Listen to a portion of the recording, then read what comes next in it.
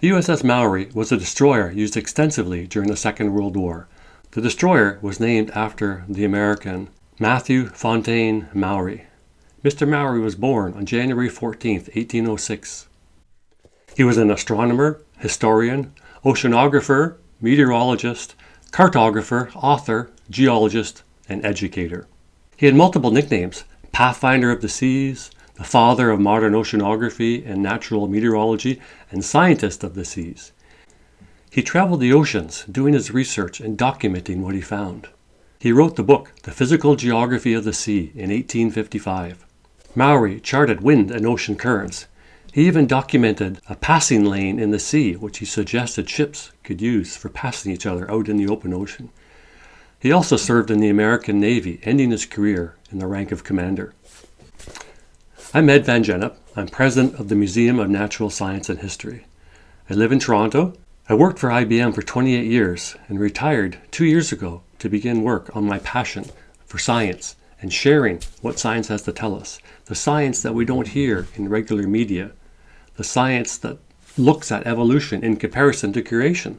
We are working to build WOW, Nature's World of Wonders.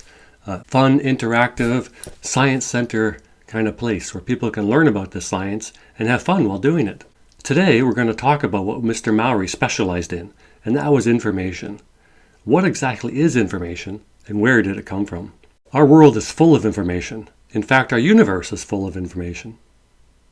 This is not information we've created, but it's always been here. But where did it come from? Did it evolve as part of the Big Bang? Dr. Stephen Hawking, a well-known English physicist and a director at the University of Cambridge, wrote a book in 2010 titled The Grand Design. This book builds up to the conclusion. The conclusion, Mr. Hawking states, because there is a law such as gravity, the universe can and will create itself from nothing. Spontaneous creation is the reason there is something rather than nothing, why the universe exists. It is not necessary to invoke God to light the blue torch paper and set the universe going. So in this statement, Mr. Hawking claims that the universe created itself from nothing. But is that what he really said? He says gravity formed the universe from nothing. But what is gravity? Gravity is something. How did gravity form the universe from nothing? Where did gravity come from? Gravity has a well-known equation developed by Sir Isaac Newton long before Dr. Hawking. Where did that law, that information for gravity come from? And what did gravity work on? From the law, we know gravity attracts two masses together, towards each other. So if gravity formed everything from nothing, what is that nothing for gravity to pull together, to form? There must have been something.